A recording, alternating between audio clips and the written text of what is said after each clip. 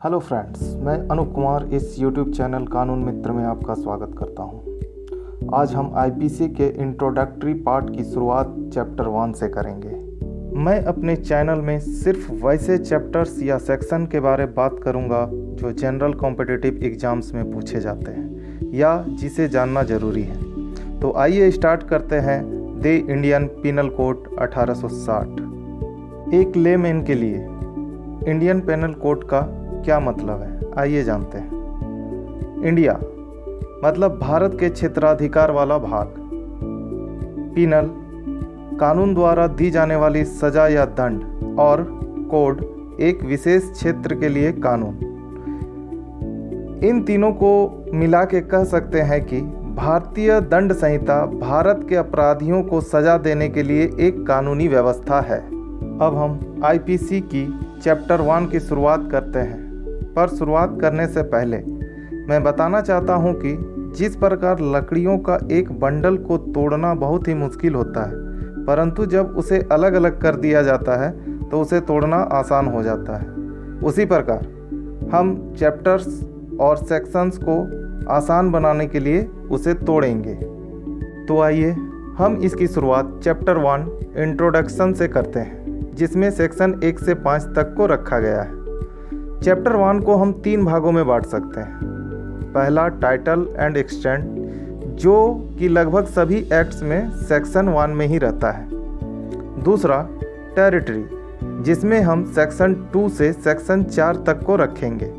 पुनः इस भाग को इंट्रा टेरिटोरियल जुरिस्डिक्शन सेक्शन 2 और एक्स्ट्रा टेरिटोरियल जुरिस्डिक्शन सेक्शन 3 और 4 में बांट देंगे। तीसरा और लास्ट सेविंग क्लॉज, जिसमें एक सेक्शन 5 है। आइए अब सभी सेक्शन को एक एक करके जाने कि इसमें क्या है। अब सभी सेक्शंस को एक एक करके जानने की कोशिश करते हैं। सेक्शन 1 2 बातों को बताती है। एक इसका नाम, दूसरा इसका विस्तार। नाम, यह अधिनियम भारतीय दंड संहिता 1860 कहा जाएगा, और इसका विस्तार जम्मू और कश्मीर को छोड़कर संपूर्ण भारत में है। परंतु आर्टिकल 370 में अमेंडमेंट के बाद अब 31 अक्टूबर 2019 से भारत के अन्य राज्यों की तरह इसका विस्तार भी जम्मू एंड कश्मीर में होगा। अब हम इस चैप्टर के दूसरे भाग के बारे बात करते हैं, जो सेक्शन 2 से 4 तक है। इसके सेक्शन 2 में इंट्रा टेरिटोरियल जुरिस्डिक्शन का प्रोविज़न है। यह कहता है कि कोई भी व्यक्ति भारत के क्षेत्राधिकार के अंदर किसी भी प्रकार का आपराधिक कार्य या लोप करता है तो वह इस संहिता के अनुसार विचारण का पात्र होगा। अब आप सोच रहे होंगे कि आपराधिक कार्य के लिए तो ठीक है, दंड मिलेगा, पर लोप या कुछ ना करने पर दंड क्यों?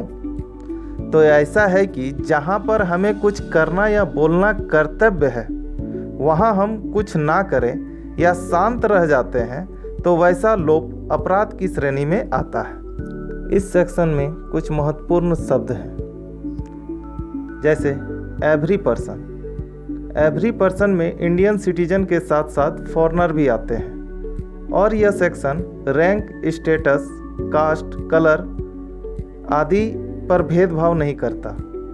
यह अधिनियम सभी पर समान रूप से लागू होता है। दूसरा शब्द है एक्ट और ओमिशन। एक्ट और ओमिशन का मतलब अनलॉफुल या जिसे विधि द्वारा बार किया गया है वैसा एक्ट या ओमिशन। और विद इन इंडिया का मतलब केवल भूमि, नदी, झील और नहर से ही नहीं है, बल्कि इसमें समुद्री क्षेत्र और जहाज़ों और वायुयानों को भी रखा गया है।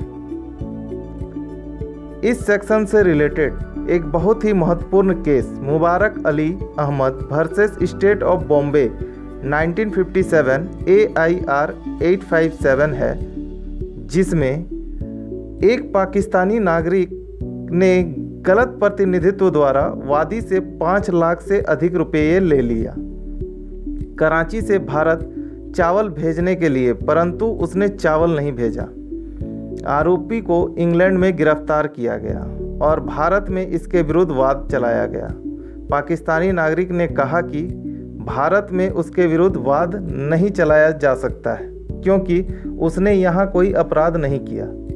न्यायालय ने उसके बातों को अस्वीकार करते हुए यह कहा कि ठीक है, आपने यहाँ कोई अपराध नहीं किया, परंतु आपके द्वारा किए अपराध का प्रभाव यहाँ भारत में पड़ा है, अतः भारत का न्यायालय इस पे विचारण कर सकती है। चलिए अब इंट्रा टेरिटोरियल जुरिस्डिक्शन के बाद एक्स्ट्रा टेरिटोरियल जुरिस्डिक्शन के बारे में जानते हैं, जो सेक्शन 3 और 4 में बताया गया है।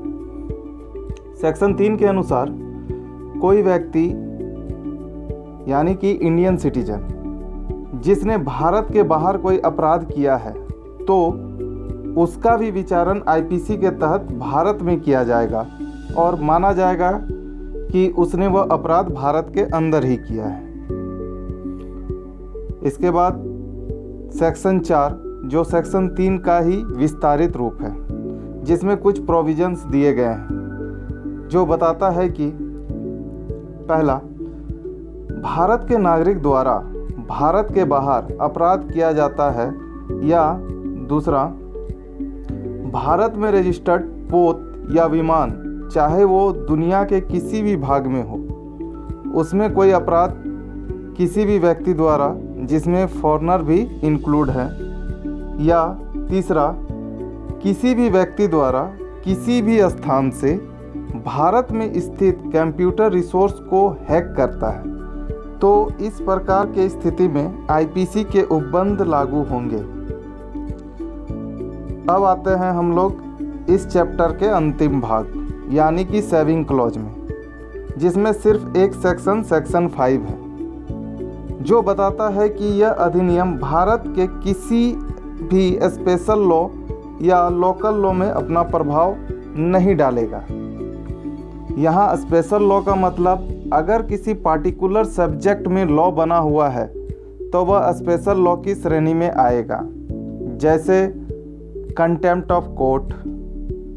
और local law means, local law का मतलब इंडिया के किसी विशेष भाग के लिए कानून बना हुआ है तो वह लोकल लॉ कहलाएगा, जैसे झारखंड में हम लोगों का CNT एक्ट और SPT। तो इस प्रकार हम लोग चैप्टर 1 कंप्लीट करते हैं। ये पॉडकास्ट सीरीज का पहला भाग है।